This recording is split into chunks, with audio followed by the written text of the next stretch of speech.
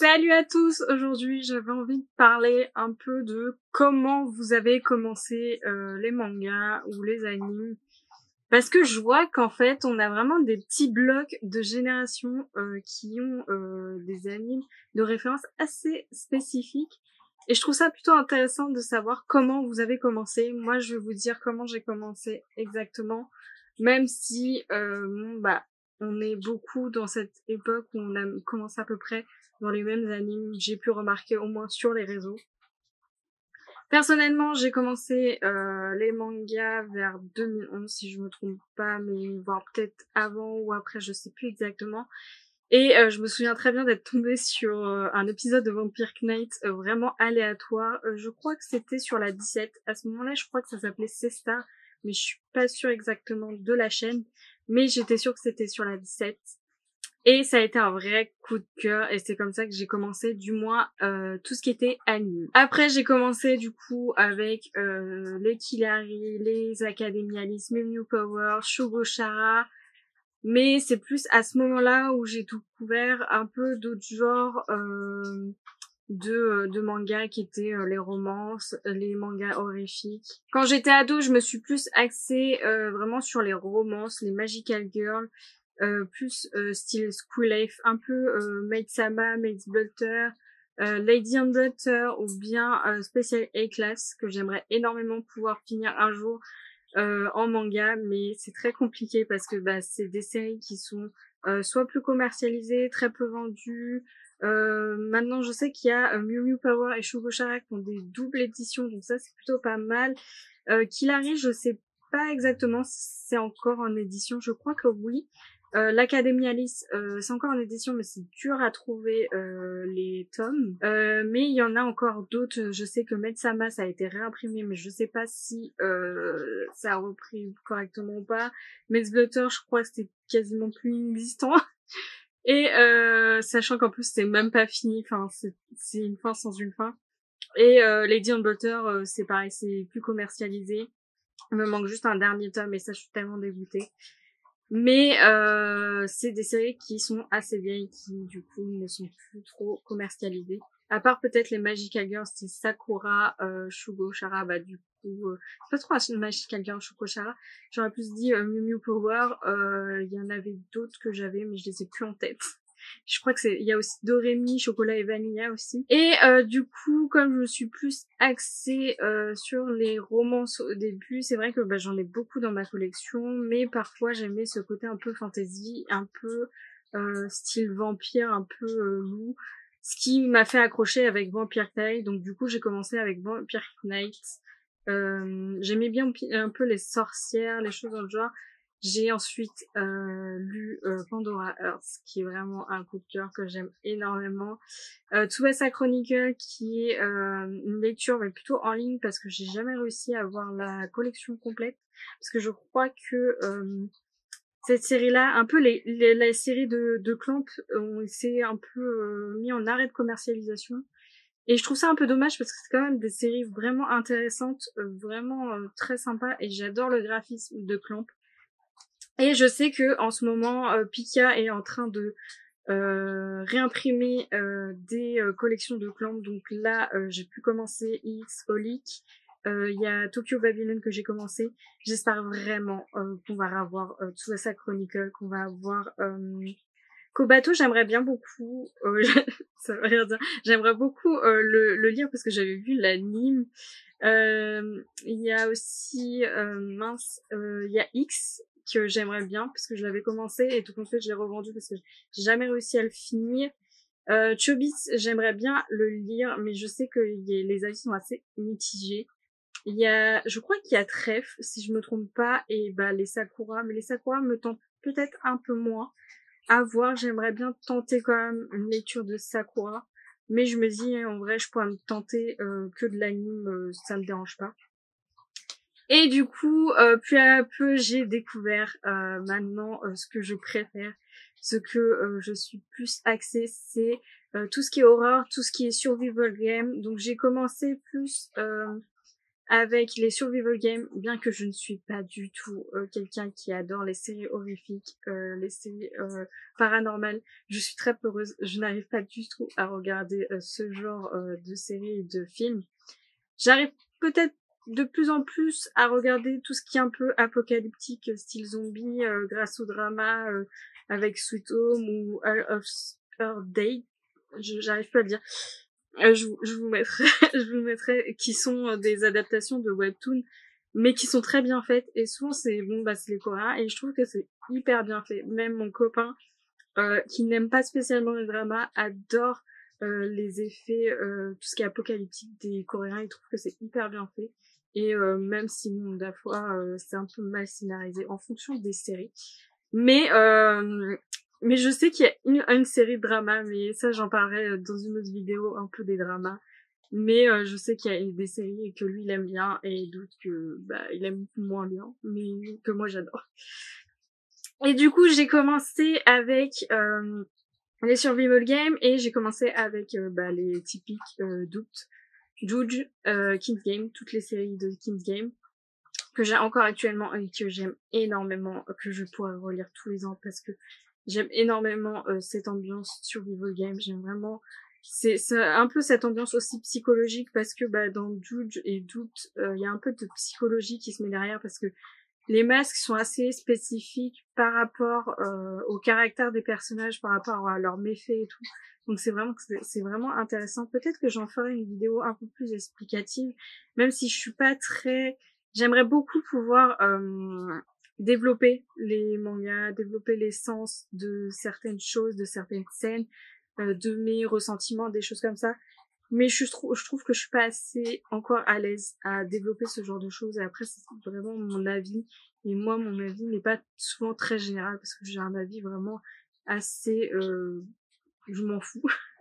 Un peu tout ce qui est... Enfin, je pense que si vous me suivez, vous avez pu remarquer que je lis beaucoup de choses qui sont souvent polémiques, qui sont souvent pas aimées parce que il y a des choses qui se font pas. Enfin, voilà, pour moi c'est de la lecture, c'est de la fiction, donc je prends pas en compte tout ce genre de choses.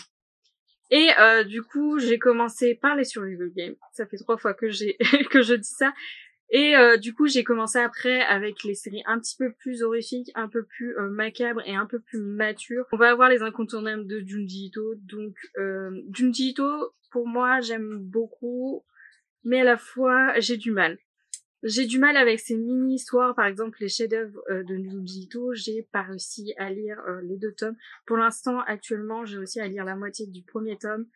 Je vais m'y remettre dessus pour essayer, sachant que je suis plus dans le mood horror en ce moment. Donc je vais réessayer, mais je sais pas si je vais la continuer.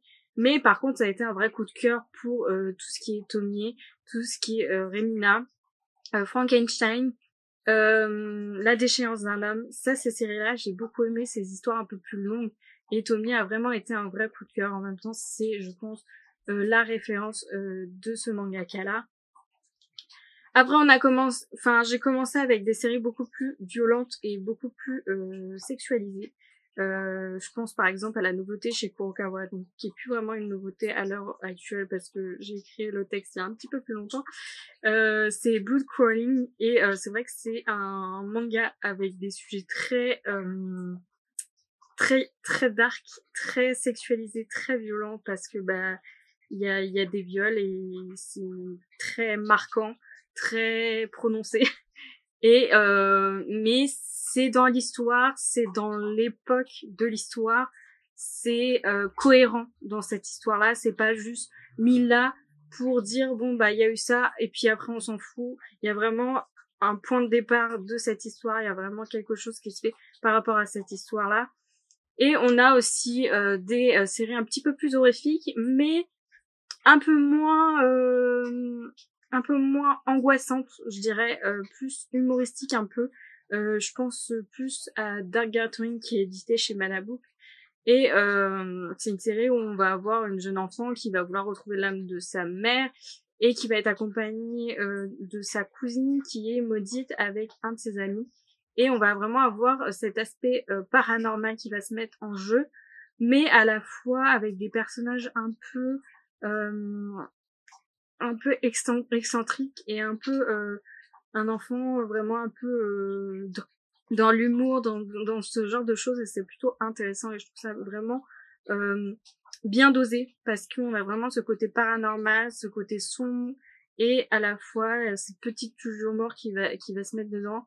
Je peux penser aussi à Toi les Banana Cocoon qui est un petit peu moins horrifique, qui est plus fantasy, mais qui a son petit côté un peu dark, un peu d'une histoire sombre, mais à la fois avec un côté très humoristique, on va vraiment beaucoup avoir des scènes très rigolotes ou des répliques très rigolotes. Tout ça pour vous dire qu'on peut commencer par quelque chose de très doux, très calme, très romantique, et puis au fur et à mesure changer complètement de cible éditoriale et de passer vraiment à du farfelu et à de l'horrifique. Après, je sais qu'il y en a beaucoup qui ont commencé comme moi et qui, à l'heure actuelle, a peut-être à peu près les mêmes âges que moi et qui restent toujours dans les romances qui n'ont pas changé vraiment leur cible. Et c'est vrai que ça dépend des personnes et ça dépend aussi des goûts et des âges.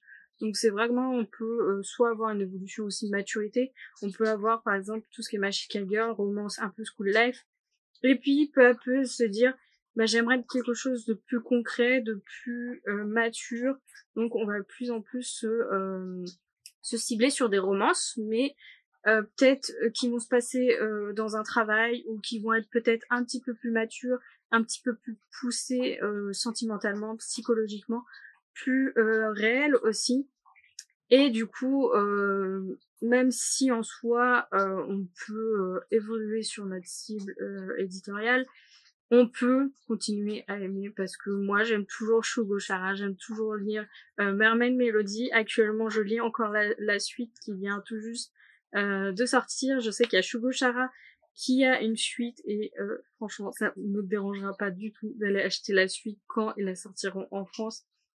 Mais c'est vrai qu'après, à l'heure où moi j'ai commencé les mangas, ça a été très compliqué parce que c'était vraiment un sujet délicat, un sujet assez tabou, alors qu'à l'heure actuelle je trouve ça hyper bien. Par contre, je trouve que les mangas et les animes sont beaucoup plus ouverts, beaucoup plus on peut plus facilement parler. Moi, je sais que quand j'en parlais à l'école, les gens ne connaissaient pas, ou ne lisaient pas, ou trouvaient ça un peu enfantin.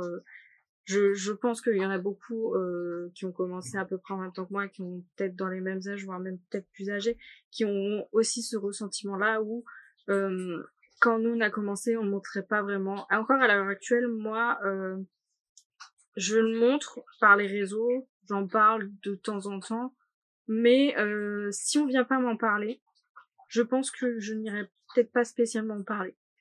Mais à la fois, et c'est ce qu'on m'a souvent dit, c'est qu'on le ressent dans ma façon d'être, que j'aime beaucoup les mangas, que j'aime beaucoup les animes, parce que que ce soit les vêtements, le style vestimentaire, le caractère, ou enfin dans ce genre de choses, on va me dire facilement toi t'aimes peut-être bien les animes, mais ça peut être aussi quelque chose d'assez généralisé. Donc du coup, c'est bien comme c'est, ça peut être mal pris.